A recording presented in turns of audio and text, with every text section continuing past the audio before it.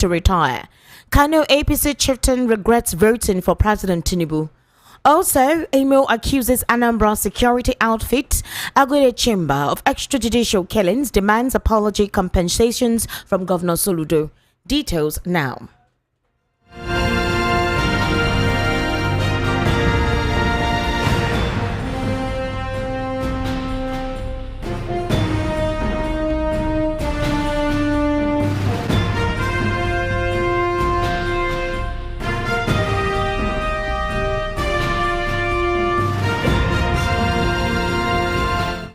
Thank you for staying with us. The news begins where the House of Representatives today passed a controversial tax reform bills for a second reading after an extensive debate among lawmakers regarding the fundamental principles of the proposed legislation. Now, the House had previously merged 4 tax reform bills submitted by President Bola Ahmed Tinubu last year into a single document before initiating the debate on the overreaching principles. This consolidation was prompted by a motion from House Leader Professor Julius Ivowere with the approval of Speaker Abbas Tajuddin. The merged bills include a bill for an act to provide for the assessment, collection of, and accounting for revenue accruing to the Federation, federal, states and local governments, prescribe the powers and functions of tax authorities, and for related matters, a bill for an act to repeal the Federal Inland Revenue Service Establishment Act No. 13/2007 and enact the Nigeria Revenue Service Establishment Bill to establish Nigeria Revenue Service charged with powers of assessment, collection of, and accounting for revenue accruable to the government of the Federation and for related matters. The House Leader, Professor Julius, spearheaded the debate on the consolidated tax reform, emphasizing the urgent need to revamp the nation's outdated tax system. In his remarks regarding the fundamental principles of the proposed legislation, Ivowere expressed gratitude to the Nigerian governors, their forum, for their significant contributions, particularly in refining the VAT sharing formula, which alleviated previous concerns surrounding the tax reform bills. He also highlighted that the bill is designed to modernize the tax framework, aiming to empower citizens and promote inclusive economic growth. He also noted that the proposed tax reforms will provide substantial benefits to Nigerians if enacted, including the harmonization of various taxes, a reduction in payee tax, the introduction of zero VAT on essential goods such as food, healthcare, education, as well as incentives for low-income earners.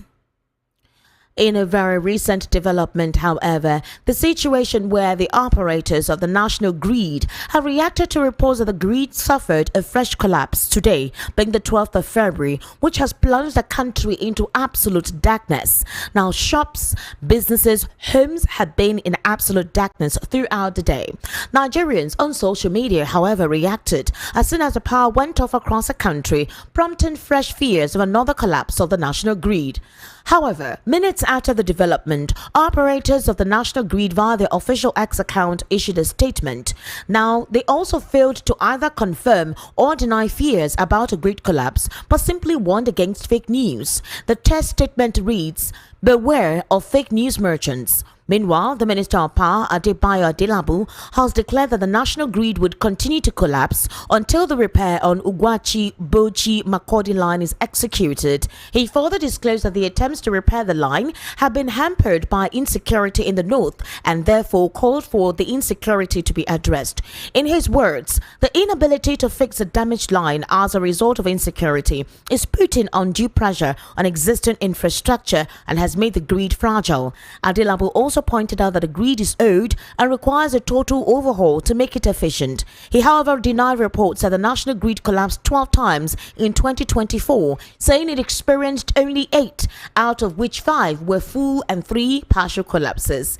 Nigerians on social media, however, reacted by saying there is no difference with a partial and complete collapse, thereby stipulating that indeed the national grid collapsed 12 times in 2024. The minister made the submission explanations in January while he defended his ministry's 2025 budget figures before the Senate Committee on Power. During the interaction, Adelabu also couldn't give any assurances that the grid would not collapse or suffer future occurrences, but promised that the Power Ministry would swiftly restore it whenever the incident continues. He also disclosed that it means we will continue to experience power grid failures until all the inadequacies have been worked on. Elsewhere, the House of Representatives Committee on Public Petitions has summoned the Comptroller General of the Nigerian Customs Service, Adewale Adeniyi, to appear before it next Tuesday regarding a petition against some senior officers who have allegedly refused to retire despite reaching their retirement dates. A statement issued by the media head of the Public Petitions Committee, Chuks Oko, confirmed that Adeniyi is expected to clarify the matter before the lawmakers. The petition filed by Obasi Ferson Help Foundation alleged that certain assistant controllers and comptrollers have remained in service beyond their mandatory retirement period. The petition specifically names assistant controllers Imam, Umar and Egu, as well as controllers Awe, Fetia and Faith as those involved. While issuing the summons, the committee emphasized that the Comptroller General has a responsibility to address Nigerians on the situation. Now, a prominent Kano-based politician and All Progressives Congress chieftain Alhaji Abdulmajid Danbilki Commander has publicly expressed regret for campaigning for President Bola Ahmed Tinubu during the 2023 general election.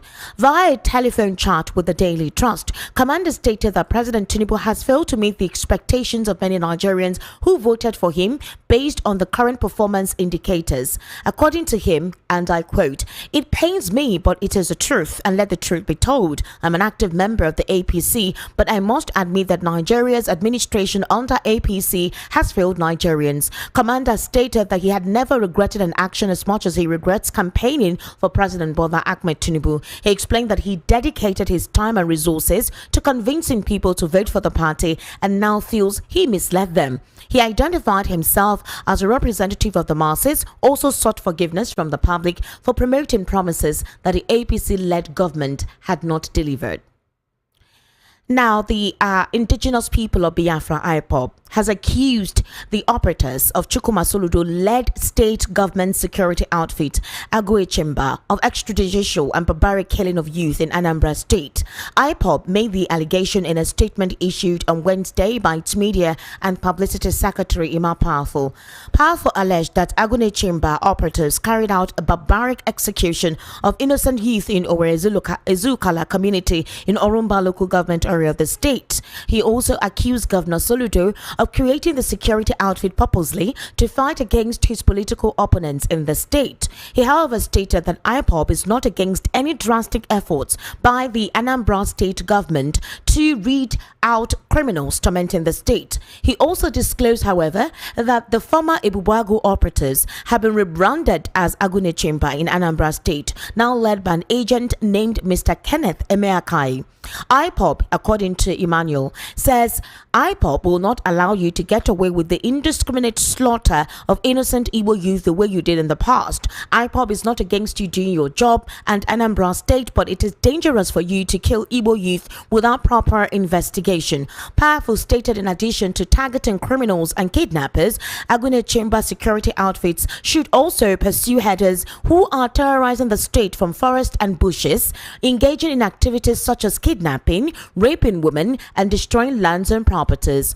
So also on Tuesday, there were tensions that arose between Anambra and Imo State following the alleged extrajudicial killing of 2 Imo residents by Agụechimba. The victims were reportedly working on a building project at Ezukala when they were killed and labeled as unknown gunmen. On Monday, however, the people of Ezukala community in Anambra State, Orumba South local government area, were outraged by the brutal killing of 3 workers by the state security outfit who labeled them as unknown gunmen. The community described the workers, who were from Imo State and Usofia, Governor Chukwuma Soludo's community, as innocent. They were in the area for a building project when they were killed during a raid aimed at kidnappers and ritual killers. 2 of the victims from Imo State, precisely from Umuezewan in Ehime local government area, were identified as Malaki Chimaobi also and Odin Kalu Chinonso, while the person from Usofia was identified as Kosiso Chukwu. His father reportedly died 4 years ago. You're currently listening to the World News at 6 right here on Voice of the People, 92.3 FM. We'll take a very short break. When we return, we'll head into the news analysis segment. We'll actually be speaking with Barrister Fred Nzako, who is a political, national and social affairs commentator. Do kindly stay with us.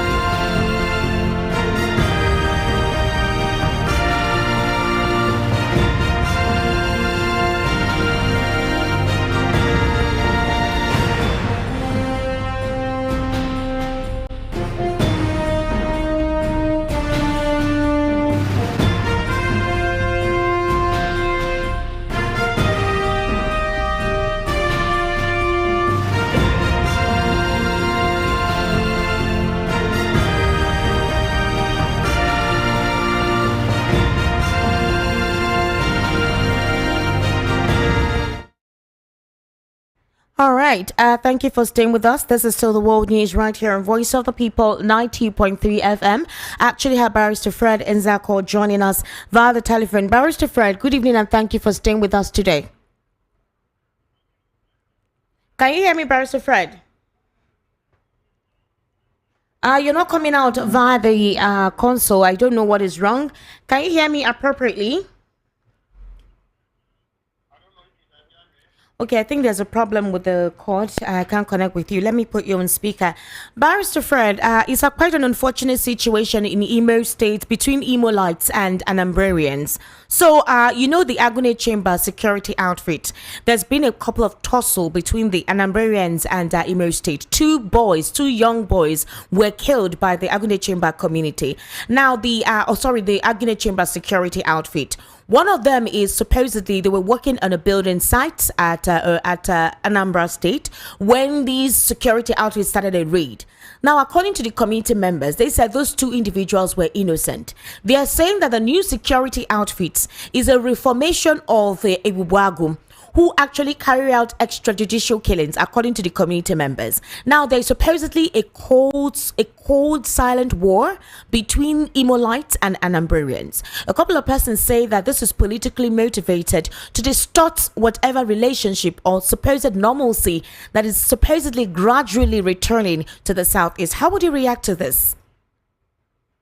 Well, in the first instance, the establishment of the security outfit is very important because the security of Southeast has become a very terrible one, and especially Anambra State.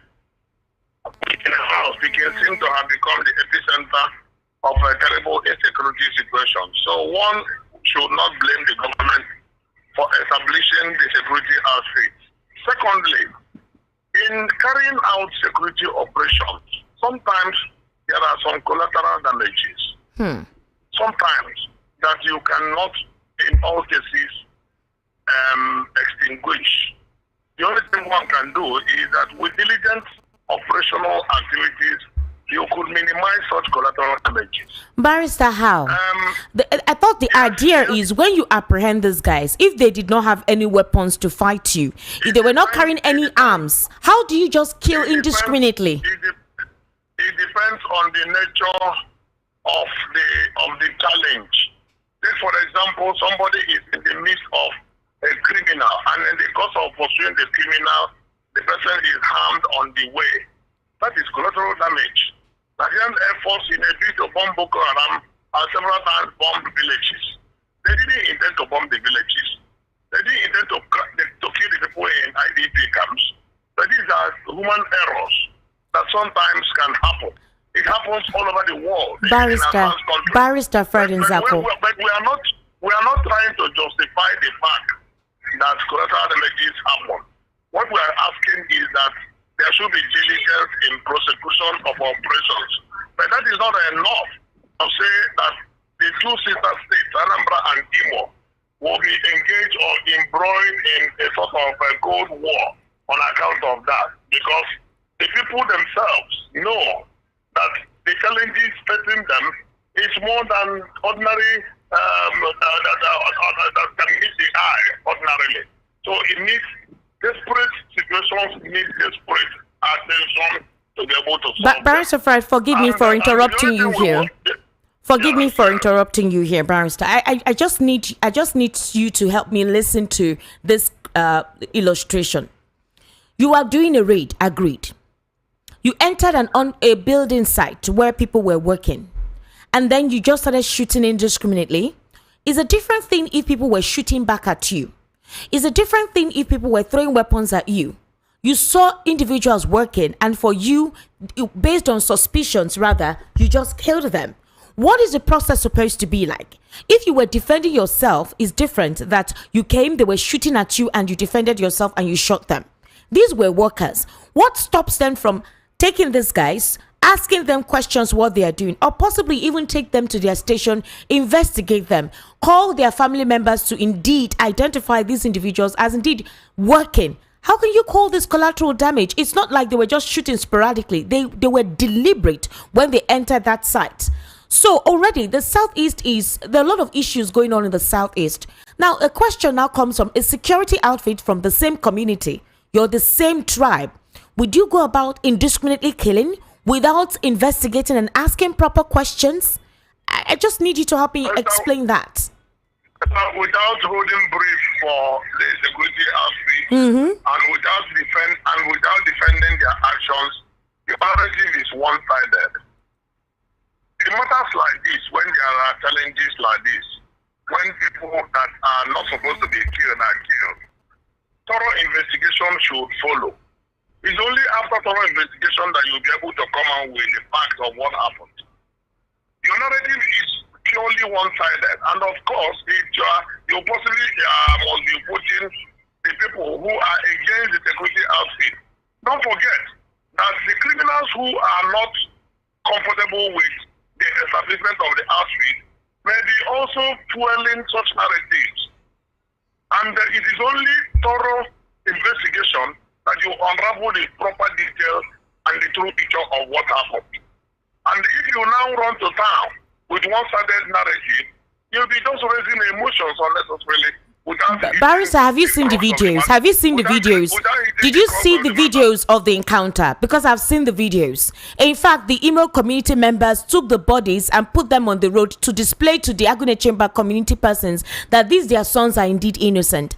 I'm not saying that there are no indeed collateral damage, but I want to understand what is the modus operandi of this security outfit. How do they decipher those who are indeed kidnappers, those who are indeed constituting mayhem and all? How do they decipher so that there is no murder of innocent people? If there is no environment if an environment does not have any semblance of operations of criminals, the security operators should not go there. Look at it that way. Something must have brought them there, and in the process, something must have happened.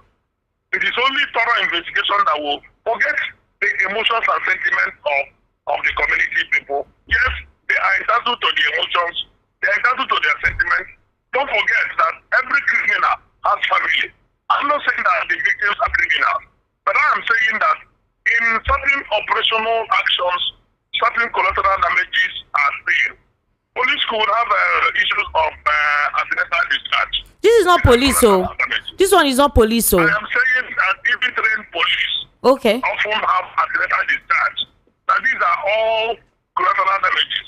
And what I will ask for is that government should sincerely and honestly investigate the matter. And if those people were innocent, then compensation should be paid to the family, and the due respect given to the dead ones, the deceased ones, and the further training be given to the operatives with serious warning to change their modus operandi. You cannot ask them not to work, because asking them not to work means increasing the rate of crime? What are the ones that they have done well? If you are looking at only the ones where there are incidences of accidental happenstance, what are the ones that they have apprehended dead more criminals? Barrister. Barrister Fred Nzako. These are the things that we expect them to do. Barrister Fred Nzako. It will not be fair. It will not be fair. Barrister, it's not fair to the innocent boys who have died. We don't even know what the situation is right about now. So it's not fair to the families that... Okay, fine. Barrister, let me give you a recent example of something similar to this. You remember the Labour Party House of Rep member that was abducted and killed on the 26th after the kidnappers collected 100 million naira from his account. Now, eventually, right, through the security outfit, that's a good one, they caught those boys. Barrister, why didn't the security outfit kill them off immediately rather than having to ask questions? Why didn't they just, when they saw them, realize who they were, kill them off? Why did they apply proper initiative, or why did they apply their discretion? Then that simply tells you that the security operatives do not just kill off people. So if they apprehended those chaps, about 7 or 8 of them, that killed the member of the House of Assembly, and apprehended them and did not kill them off, and in this case, these chaps were killed, that means that there's need for investigation to know what happened. Do you know whether the chaps were in the company of criminals? Do you know whether the chaps were unaware of the environment where they were working? After all, criminals build houses. Those houses were built by human beings. Those kidnappers then that were demolished by the government were built by innocent people. Assuming an innocent person is working in an environment where a kidnapper was available, and the security operatives come to that environment and kidnappers shoot them, what do you expect the security operatives to do? They should return fire for fire. That's exactly naturally what they should do, because their own life is also important. And if in the course of crossfire, innocent people are killed, that is what we call collateral damage. Barrister Fred Nzako. Okay. If they could arrest those people that you have just said without finishing them off, it shows that in their way and in their modus, they don't finish off people unless they are attacked. And I keep saying that only detailed and thorough investigation will tell us what exactly transpired, and not the emotional outbursts of villagers who may be acting out of ignorance, maligning the operations of the security operatives. Barrister Fred Nzako, a couple of persons will not be happy actually with what transpired, because where a security outfit that is meant to protect the community should not carry out extrajudicial killings without possibly due process, especially if these individuals are unarmed. The security operatives are not ghosts. They are not human beings. All right. Well. Barrister, what about marauders, headers in the forest in the southeast, especially the headers who have raped, killed, murdered? How explicit should they be if they apprehend such individuals? We've had in situations where they apprehend some persons who are not originators, they're not original settlers of these communities, and they give them fair hearing. So why can't that same measure? The ones you see are the ones that were they apprehended. There were some others that engaged them in gunfire that were also killed. You don't get to scare those ones. Okay. And even some of the security operatives themselves get killed in the line of duty. So how do you explain that? The essence of apprehending people is to dig deeper to know their sponsors, get their sponsors, and get their collaborators, so that you nip the incidences in the board and clean up the space and make sure that those terrible criminals are removed from sane and civilized environment. That is all essence. And in the process, if there has to be crossfire, which is normal, that when there are crossfire, there could be some death. It is purely normal. So, and if that happens, you don't blame the security agencies for first defending themselves, and secondly, eliminating those who want to kill them. And it does not lie in emotions or in sentiment. It is unfortunate that those ones lost their lives, but I keep saying that thorough investigation will explain everything and set the true picture before everybody, so that we know who are the criminals and who are the innocent ones, and who should be compensated and who should be apologized to. It is not emotion or sentiment that will solve it. All right, Barrister Fred, finally, would you say that the security outfit is actually performing based on the reason why they were constituted in the first place? A couple of persons think the security outfit is meant for some political reasons because of the elections that will take place this year. But generally, how would you state their performance, the performance of the security outfit? I went on the national television to criticize the government of Anambra State for failure to secure the lives of the people. It went viral. I received a lot of calls. So many people called me all manner of names. And I stood my ground because I know when an environment is secured. I visit the East from time to time. I am very close to the people, and I know when the government is working. Soon after that outing, the government launched the security outfit, and we started seeing results. These outfits are going into the deep forest and in all the enclaves and camps of kidnappers and smoking them out, and we are seeing results. And I stand firmly to say that it is very big kudos and applause to the government for waking up to their responsibilities, because the first responsibility of any government is security of lives and property of the people. The government is doing it well. If there are a few infractions or a few collateral damages, they should be investigated and the modus operandi fine-tuned and further refined. But as far as these operatives are concerned, and as far as these security outfits are concerned, they are doing marvelously well, and we want them to continue in that regard, so that they will rid Anambra State. Hello, Barrister Fred Nzako. Hello? Are you there? And then we will have progress that we much desire. All right, Barrister Fred Nzako, thank you so much. We need to wrap up the world news right now. We have another program coming up immediately. I sincerely do appreciate your input on the world news at 6. All right, to wrap up here again, other top stories. Details emerge as reps pass controversial legislation for second reading. Also, operator reacts to reports of national grid collapse. Reps summon customs boss over alleged refusal of senior officers to retire. Kano APC chieftain regrets voting for President Tinubu. IPOB accuses Anambra security outfit Agone Chamber of extrajudicial killings, demands apology compensations from Governor Soludo. That's a wrap on the World News at 6. My name is Esther Wanchuku. Good evening and thank you for listening.